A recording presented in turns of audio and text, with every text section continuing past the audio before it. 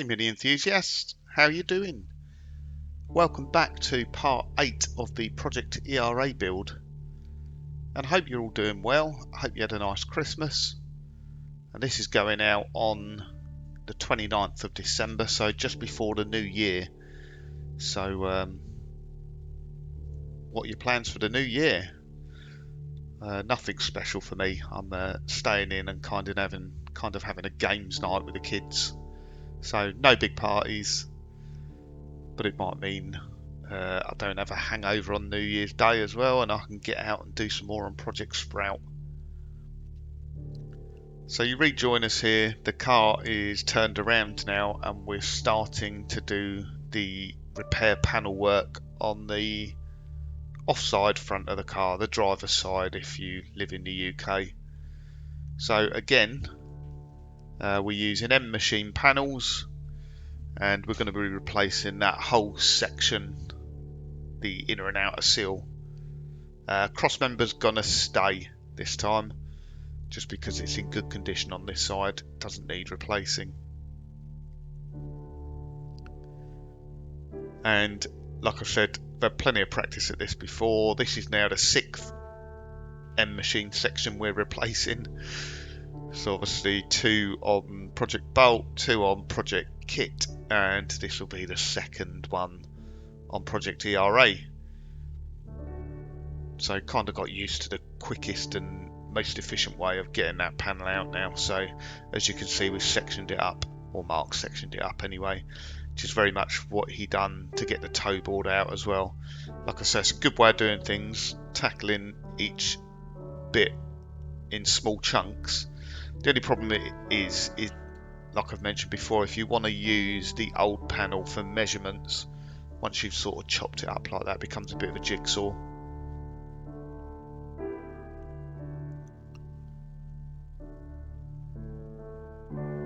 So these look pretty easy to do, these sections, and they are with a bit of practice. First one you do, it takes a bit of head scratching, especially around the rear heel board and the strengthening bracket which goes on the subframe bolts.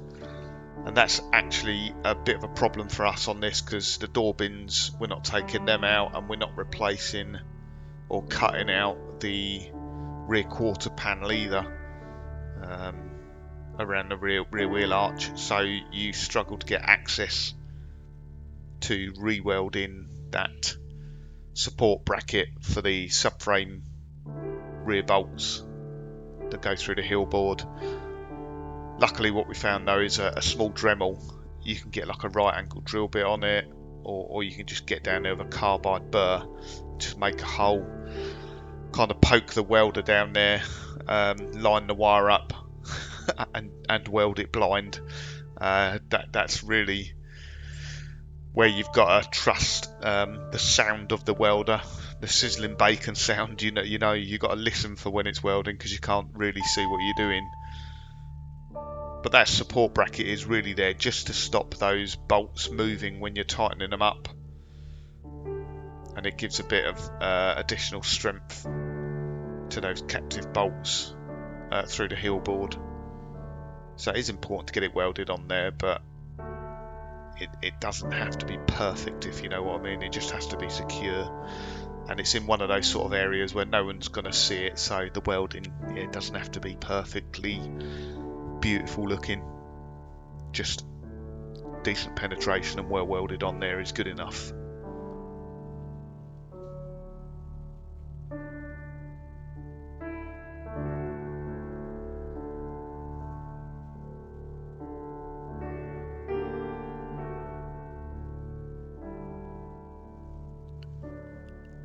So one of the subscribers commented in the previous video about the engine and gearbox.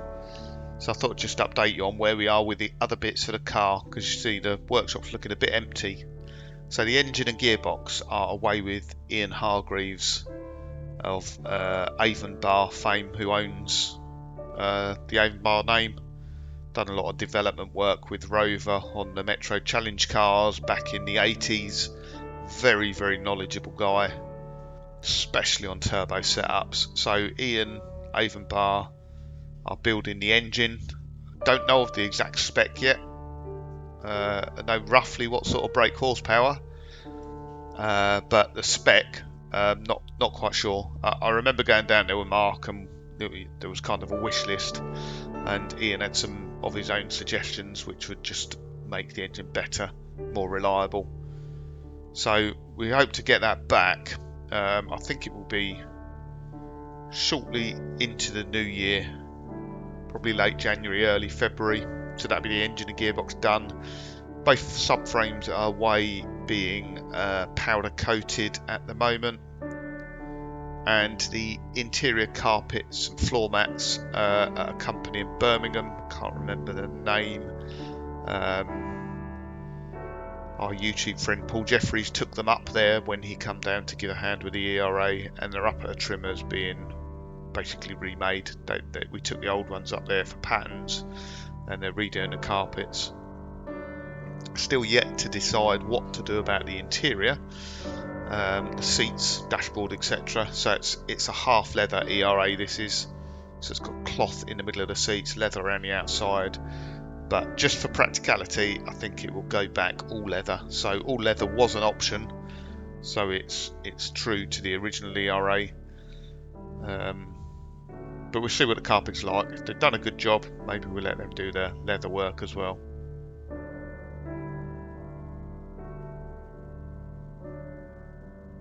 So just back to the video, as you can see there, Mark is cut out the A post on that side. Again, quite brave doing that. It's quite a complicated section of the car, and I've got to be honest, as we go through this build, there's a few times I look at it and I think, oh my god, I hope this all lines up again.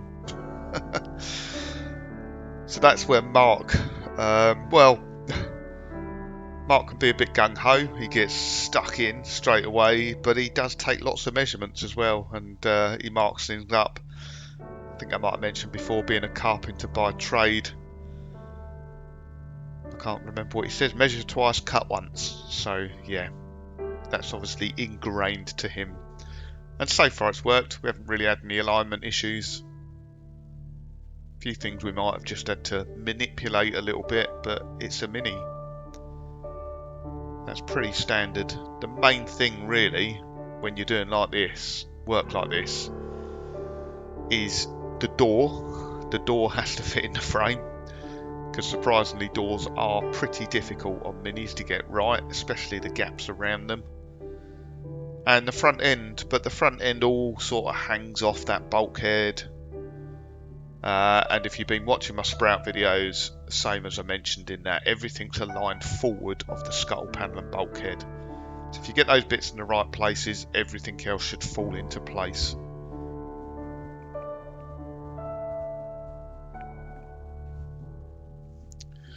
That's me just arriving, and there is Sprout's subframe. So I brought Sprout's subframe down to use on the ERA, so we can just check alignment, because obviously Mark's subframe for the ERA is away being powder coated at the moment.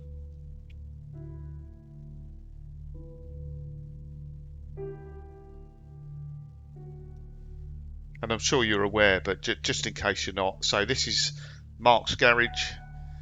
I think you can fit at least, there's about 9 cars. So where you see us working is a third of the garage. So there's another 2/3 beside that. So if you're just putting cars in it, you can fit about at least 9 cars in there. It's a really, really nice garage. But it's never big enough. Mark always talks about extending it. The tool store out the back was never originally there. That's an extension that's gone on the side.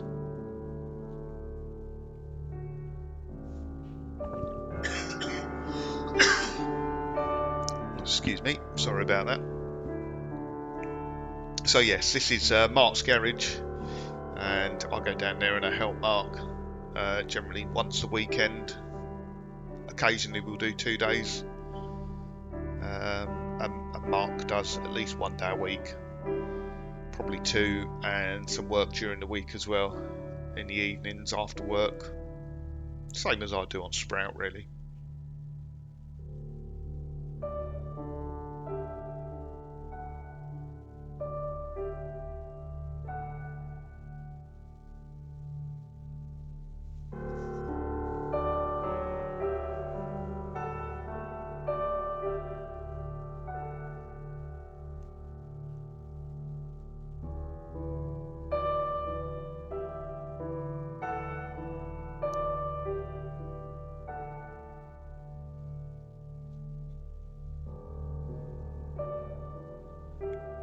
Mark's just recently bought a Dremel kit.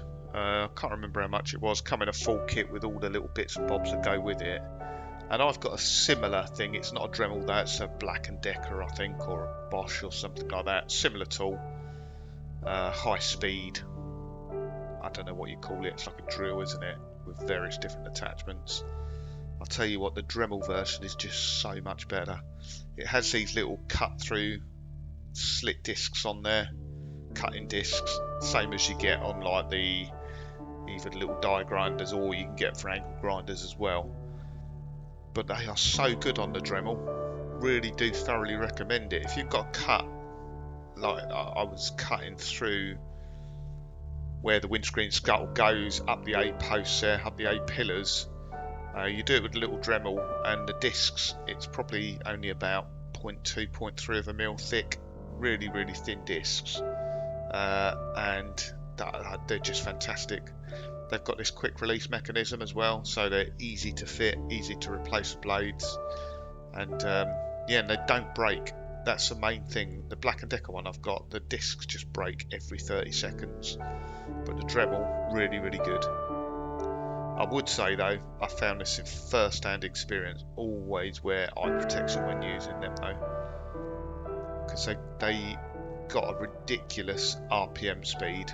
It's something like 20,000 RPM when you've got one of those little discs in there, and they let go. They do let go quite regularly on the sort of cheaper versions. Yeah, when that hits you in the face, it's going to hurt. And God forbid if it gets you in the eye.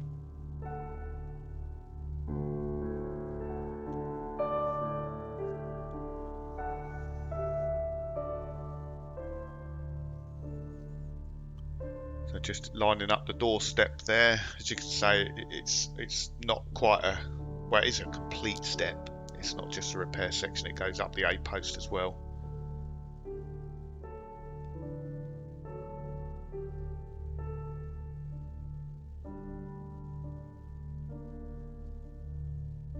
And as of today, so this video was filmed a week ago. Yeah, just before Christmas. In fact, we got Santa hats somewhere, but we couldn't put them on because Mark's workshop is so hot. I never thought I'd complain about a workshop being too warm before in the winter, but yeah, it does get very warm in there sometimes. So yeah, it was too hot for the Santa hats, unfortunately. And Christmas is kind of done now. So this was filmed a week ago. As of yesterday, so Saturday, believe it or not, the welding is finished on the car. All the panel work is done. The front end's on. It's all welded up. So I've got, again, lots of updates to come. Thick and fast. I've got the footage. I just need to edit it. But time-wise, it's quite remarkable how quickly we've got to that stage. It really is. I find it remarkable myself. And it's just really good. Once you get all the panel work done, I tell you what, I look like a pin cushion at the moment. I've got weld burn holes all over me, head to toe, from doing sprout and from doing the ERA kind of at the same time. So I'll be glad, let my body recover a bit.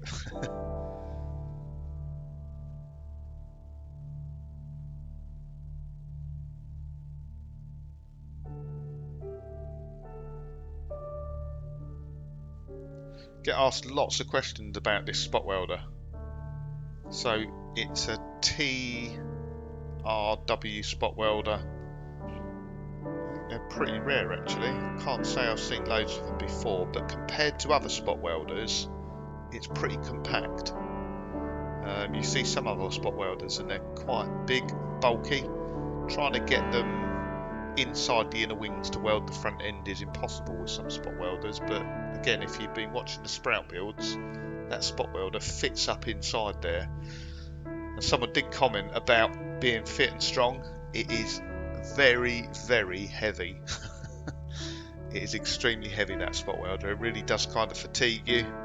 If you've got to do 30-40 spot welds in a row, especially when you're lifting it up at sort of shoulder height underneath the wings. It is really hard work, but compared to others, yeah, there's a lot of stuff you can do with that you can't do with other spot welders. So yeah, the make is TWR, and I think, is that 11? I think it might be 11 kilovolts. Not sure. I'll have to have a look on the label. But it's perfectly adequate for pretty much everything you want to do on a Mini. I think the only time it struggles is when you're going through all 3 layers of the scuttle, the bulkhead, and the inner dash rail, where there's 3 layers. You need to kind of spot weld it. You need to turn the timer right up and make sure you get a decent spot weld. And apologies, waffling on there. You'd have seen us fitting the door in. That was really just to check alignment before everything finally goes into place. And the door fitted okay, thankfully. So that's good. It's a relief. Like I say, measure twice, cut once, as Mark would say. And end machine floor section up into place there.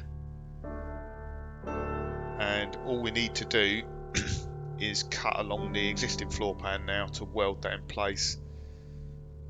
Getting that cut right, like I mentioned on the previous video, is quite difficult. We have, trying to think actually, one option is to cut through both panels. I think it was Mark Piper mentioned that. That is a good way of doing it, especially if you're using like a 1mm cutting disc, because you get that perfect 1mm cut all the way along. But as you've just seen there, I think we've done the same on the other side. We just scored it and then cut it, and it's just about being neat and tidy with a cut, being accurate with it. Both ways work pretty well. Cutting through both panels works very well as well. But like I say, it's quite important to get that gap right. If it's too big, it makes it very difficult to weld. But you know, if you're a bit sloppy with a cutting, you end up with a 2 or 3mm gap, which can then be difficult. You then end up having to back it with copper or something like that to fill the gap. And if it's too small, so less than sort of 1mm, 1/2mm, you distort the panel because it expands. And the camera must have run out of battery there, because I managed to miss the whole lot of welding that panel in. But you've seen it on the other side. I think it's on the last update, part 7, so if you want to go back and watch that. And on that hill board there, that's existing hill board, so we bent it out the way. Don't always do this, but just using a bit of heat to manipulate it back round again to try and avoid distorting the metal too much.